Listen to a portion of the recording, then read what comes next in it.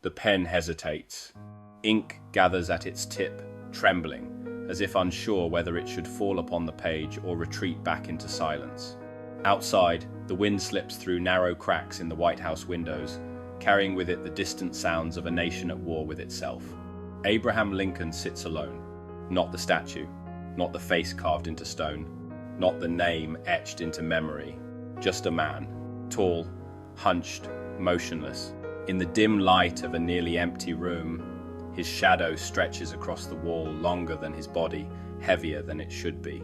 Papers lie scattered across the desk, letters from generals, pleas from mothers, petitions written in trembling hands. Some pages are crossed out. Others are folded and unfolded so many times their creases resemble scars. Lincoln does not speak. He listens to the silence, to the weight of choices that cannot be undone. And before he became the man history remembers, before the burden of 600,000 dead pressed upon his soul, before the Union fractured and burned, Abraham Lincoln was already familiar with loss. Abraham Lincoln entered the world on the 12th of February, 1809, in a one-room log cabin in Hardin County, Kentucky. The land around him was unforgiving, rocky soil, dense forests, endless labor. This was not the romantic frontier of legend. It was a place where survival was never guaranteed and comfort was an abstract idea. His father, Thomas Lincoln, was a man shaped by physical work and quiet endurance. His mother, Nancy Hanks Lincoln, carried a gentleness that would not last long enough. When Abraham was 9 years old, Nancy Lincoln died from milk sickness, poisoned unknowingly by the land they relied upon. There was no dramatic farewell, no last speech, only absence. The boy helped carve her coffin. No one asked him how he felt. On the frontier, grief was not something you processed, it was something you carried silently while chopping wood. Years later, Lincoln would say little about his mother, but those who knew him noticed something early, a deep, private sadness, a tendency to withdraw. Long silences that felt less like emptiness and more like weight. This was not weakness. It was the beginning of a lifetime habit, absorbing pain, never letting it spill outward. Formal education barely touched Lincoln's life. By most estimates, he received less than a year of schooling. And yet, his hunger for words was relentless. By candlelight, he read whatever he could find. The Bible, Aesop's fables, Shakespeare. He copied passages over and over, not just to remember them, but to understand how words could hold meaning, how they could shape thought. But intelligence did not shield him from darkness. As a young man, Lincoln experienced what contemporaries described as melancholy, a term too gentle for what modern observers would recognize as profound depression. There were periods when friends feared he might take his own life. They removed knives from his reach. They watched him closely. He laughed often. He told stories, but beneath the humor lived a constant, pressing sorrow. This was not a man destined for ease. This was a man learning, early, how to live with an internal storm and still function. Lincoln failed more than he succeeded. He lost elections. He went bankrupt. He watched relationships collapse. In New Salem, Illinois, his early ventures ended in humiliation. Debt followed him for years, what he would later call his national debt, joking publicly about something that privately haunted him. And yet, he persisted, not with arrogance, not with certainty, but with a stubborn belief that life, however cruel, demanded engagement. When Lincoln turned to law, he did not do so as a grand visionary. He became known instead for fairness, for an almost painful honesty. He would sometimes argue against his own client if he believed them to be wrong. In courtrooms and dusty offices, Lincoln began shaping a moral framework, not rigid, not theatrical, but deeply rooted in empathy. Slavery troubled him profoundly, not only as a political issue, but as a moral wound that refused to close. Yet, even here, Lincoln was cautious. He did not posture as a radical. He understood the fragility of the Union and the volatility of words spoken too quickly. Silence, again, became his ally. By the 1850s, America was no longer quietly divided. It was fracturing, The Kansas-Nebraska Act reopened wounds many hoped were healing. Territories bled as pro-slavery and anti-slavery forces clashed violently. Compromise after compromise collapsed under its own contradictions.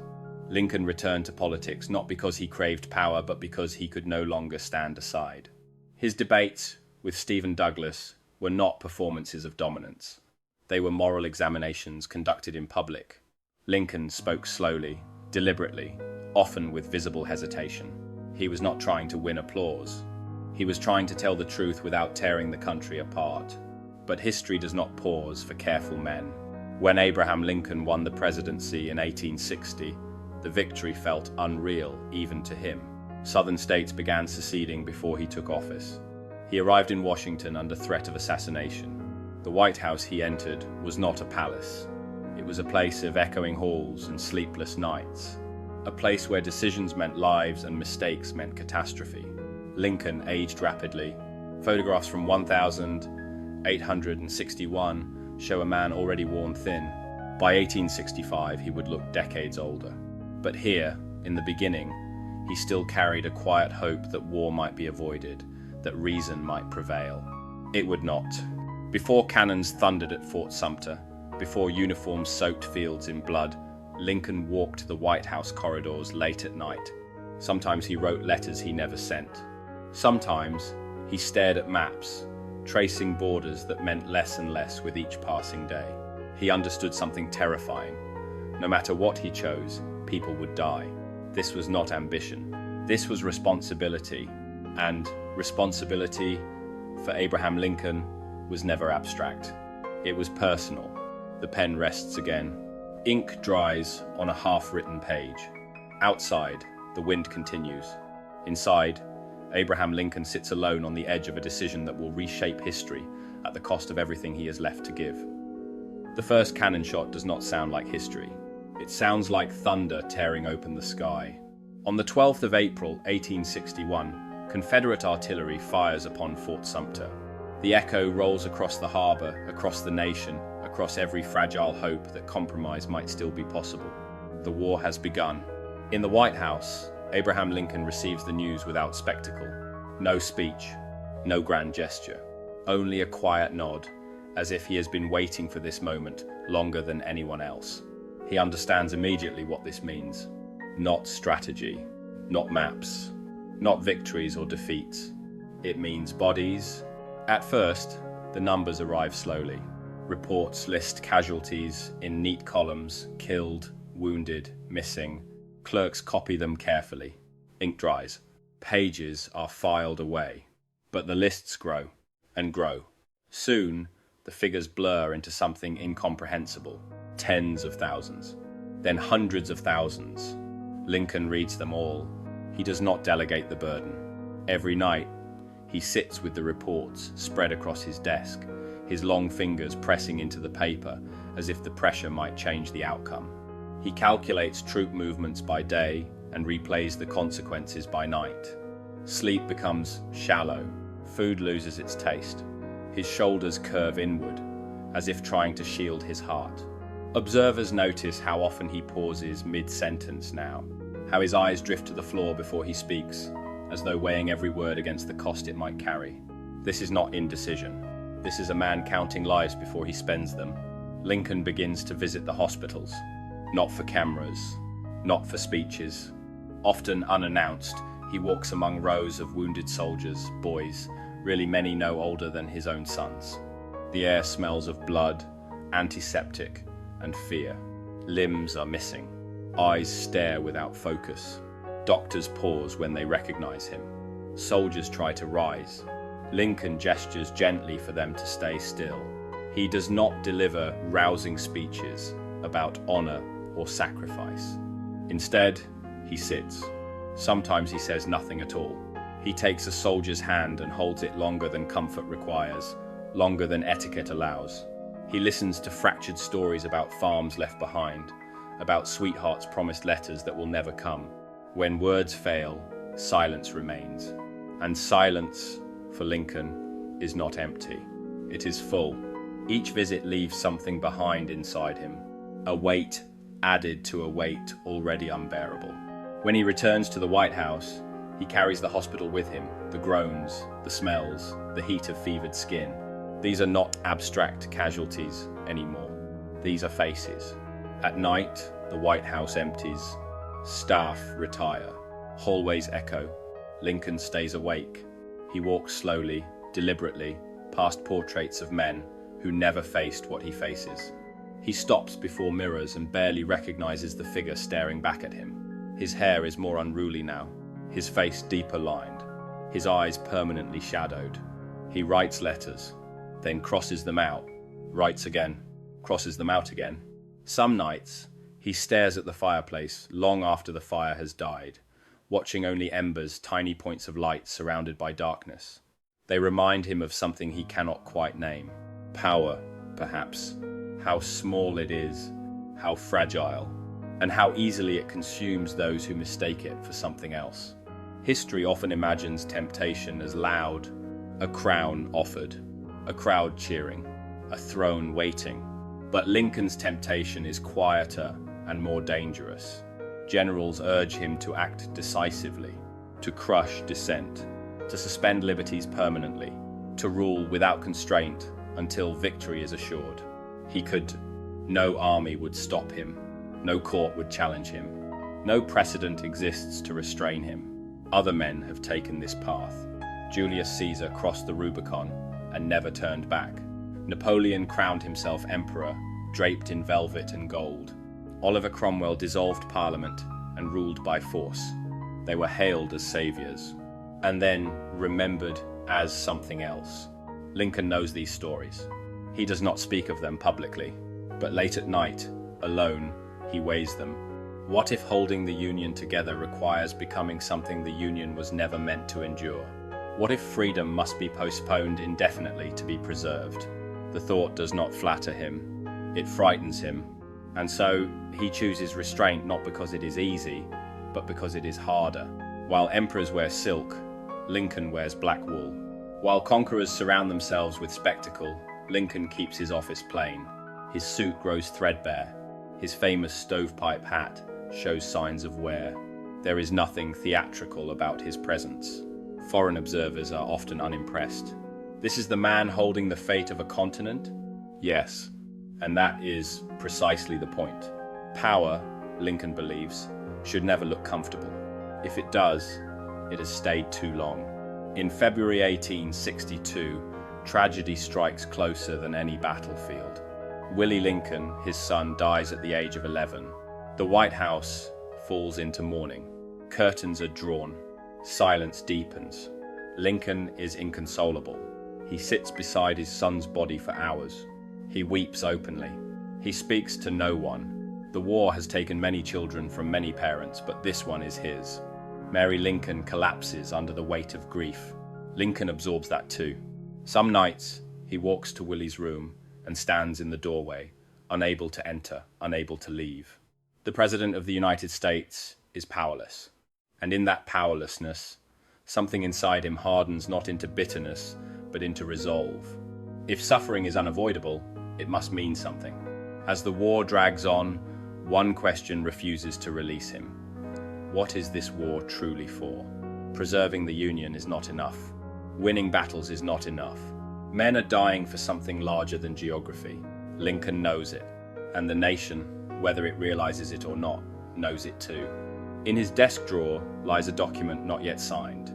It represents a line he has not crossed, a moment he has not chosen, not because he doubts its morality, but because he understands its consequences. Timing, he knows, can decide whether an act becomes liberation or disaster.